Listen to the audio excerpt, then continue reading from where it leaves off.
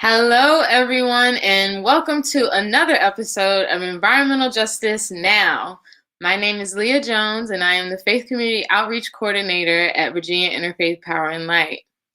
So, we did it, folks. It is the end of February, and we are approaching the end of the 2021 General Assembly Special Session. This episode of Environmental Justice Now, we will be highlighting and celebrating the wins for Virginia's environment and its residents that came out of this 2021 GA session. Though GA this year definitely looked different, this session was still very much so jam-packed with policies to further preserve Virginia's environment and create a more just and equitable society. And I am eager today to share what VAIPL and our coalition partners were able to accomplish during this time. So let's get started and start by reviewing the status of the bills that VAIPL led on this General Assembly. Starting out, the Human Right to Water Resolution, Bill number HJ 538, faced little opposition in the legislature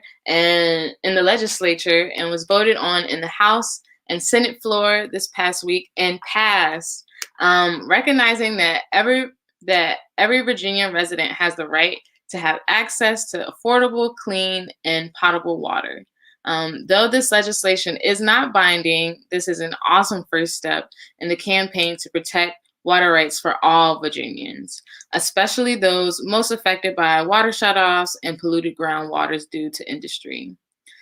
Thank you again to Delegate Aird for championing this resolution, and thank you to all of the legislators who co-patroned this resolution and voted in favor of the bill. Now, it's up to Governor Northam to finalize the resolution in the legislature. And we really look forward to applauding Governor Northam as he signs this resolution. Keeping it moving, we also led on the Transportation Modernization Study. This bill number was HJ 542. It passed in the House on the 2nd of February, a few weeks ago, and passed through a voice vote in the Senate on the 18th. This bill was originally assigned to the Department on Rail and Public Transportation, and in the Senate, it was reassigned to the Joint Legislative Audit and Review Commission to conduct a transit modernization needs study. Right now, transit systems across Virginia lack the necessary infrastructure to boost ridership, reduce traffic, and lower air pollution across the Commonwealth. The commission would conduct an audit of a full array of transit necessities that today aren't in place, including benches, shelters, and accessibility of bus stops, system maps, rail arrival times, and GPS technology to live track buses, just to name a few. We want to see this study return to the Department of Rail and Public Transportation, although it is in the Department of Rail and although it is in the Joint Legislative Audit and Review Commission right now, we do want to see it return to the Department of Rail and Public Transportation as they are better prepared for this work. And ultimately, with this study, we are on a path to creating a more equitable and user-friendly public transit system. So, yay, go us. Our next bills, we are going to be keeping an eye on. They have have had a number of changes and a number of challenges. These are our Environmental Justice Act bills, HB 2074 and SB 1318. Negotiations with the patrons and the EJ Collaborative and the administration have worked through differences throughout this long process. So now we wait for the bills to go back to each chamber to move on to the conference process. We are not yet ready to celebrate, but hopefully we will be soon. These bills amend the Virginia Environmental Justice Act of 2020. They proposed amendments to clarify and expand the existing environmental justice policy, require state agencies to adopt agency-specific environmental justice policies, and further develop the Environmental Justice Interagency Working Group. Issues of environmental justice are inherently intersectional. So it's natural that this dynamic be reflected in our state agencies, right? We are grateful, so grateful for our legislators who prioritize environmental justice and our EJ collaborative partners who have worked vigorously to ensure environmental justice is upheld throughout the Commonwealth. So here's to creating a society with environmental justice at the forefront. And like I said, hopefully we'll be celebrating these bills soon. Those are all of the important updates on the bills that we led on this session. And I would now like to continue the celebration by uplifting some of the other bills that are making Virginia a more equitable and sustainable home for its residents. So first we have the Water Quality Standards Bill, SB 1311. This is Senator McClellan's Water Quality Protections Bill. It improves the Commonwealth's administrative review process for interstate natural gas transmission pipelines greater than 36 inches by providing opportunity for up-to-date reviews of interstate pipelines as conditions change, specifically violations or variances. This legislation is critical as the Commonwealth has seen significant water quality impacts to its rivers and streams from failed erosion and sedimentation and stormwater management plans along the interstate natural gas pipeline construction routes. Final changes to SB 1311 were approved by the Senate earlier this week, and it is now officially on the governor's desk. Definitely something we're celebrating. Another bill that we would like to uplift is SB 1396. This is the Equity in Wastewater Treatment Act. This bill establishes that it is the policy of the Commonwealth to prioritize universal access to wastewater treatment that protects public health and the environment and supports local economic growth. This bill allows the Department of Health to access funds to grant low-income communities to repair and maintain septic systems, ultimately protecting groundwater. And protecting groundwater here is anything to protect groundwater here is a great accomplishment, as many of residents here rely on groundwater as their water source. Another amazing policy that came out of this session is HJ 537. Racism is a public health crisis. This is another resolution sponsored by Delegate Aird, and this resolution recognizes that racism is a public health crisis. Many of the environmental burdens placed on communities of color result in health disparities. Passing this resolution would make clear the links between the race and disproportionately negative long-term health trends. This is absolutely another massive win in our journey to address disproportionate disparities in our state, prioritizing those most affected by environmental burdens we've already seen that I mentioned earlier, like water shutoffs and pollution due to industry. The next few bills that I'm going to be highlighting work to transition away from fossil fuel infrastructure into an energy efficient and renewable energy economy. First, I would like to talk about SB 1284. This is the Commonwealth Clean Energy Policy. It is sponsored by Senator Favola.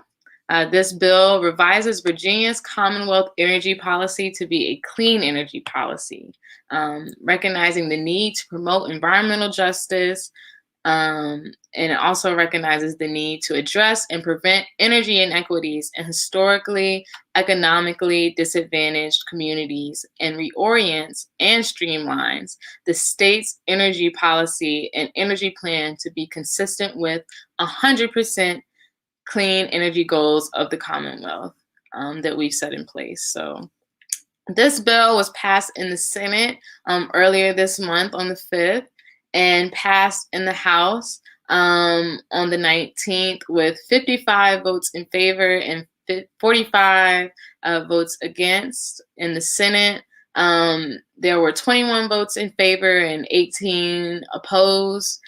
We see that there was a fair amount of opposition, and it's clear that there is still work to be done to help our legislators understand the importance of transitioning to a clean energy economy that is equitable. So that was another win for us. Another win related to transitioning away from fossil fuel infrastructure is SB 1282. This is the greenhouse gas emission inventory. This bill directs the Department of Environmental Quality, known as the DEQ, to develop a comprehensive greenhouse gas emissions inventory and provides the State Air Pollution Control Board with the authority to develop regulations to collect data to develop such an inventory, right? The bill provides clarity regarding the development of a comprehensive greenhouse gas inventory for the Commonwealth.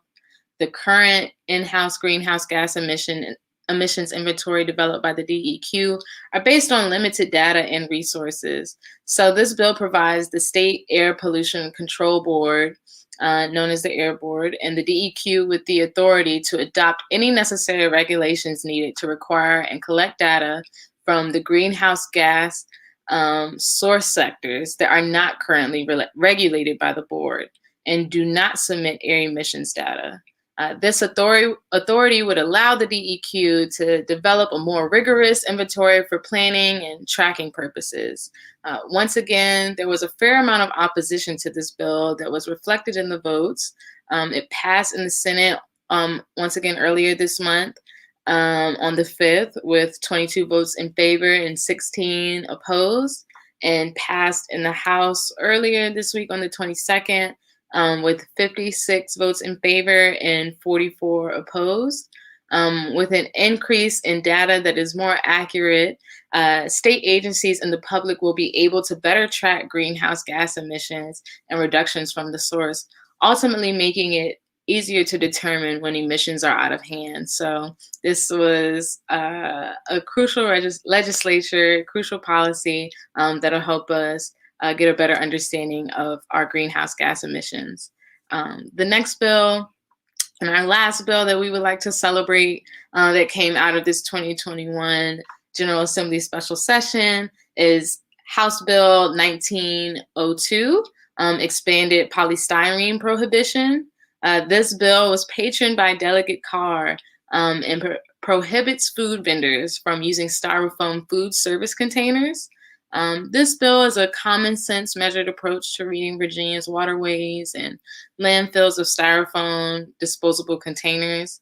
The chemical styrene has been found to be carcinogenic, and styrofoam does not biodegrade, but instead breaks down into these tiny, small particles that end up in our soil, our waterways, and tons of wildlife like fish and birds that ingest it.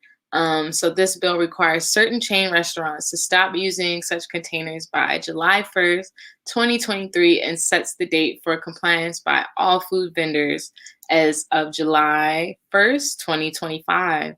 This is definitely a big win. Polystyrene and styrofoam is a chemical, a substance that takes so much to break down and never really biodegrades, and really just creates so much issues around microplastics that are existent in our society today. So in our world today. So on that note, and on that win, I will close and say once again, just thank you to all of our legislators who are working to create a better environment and home for all of the residents here in the Commonwealth of Virginia, especially those that are most affected by environmental degradation. So please join us in thanking our legislators by using our 2021 GA Action Toolkit. We have the website here to do so if you want to take note of that. There we have listed how to find your local legislator, as well as the social media accounts of the legislators who sponsored on our leading bills. So if you have some time and would like to thank them, please check that out.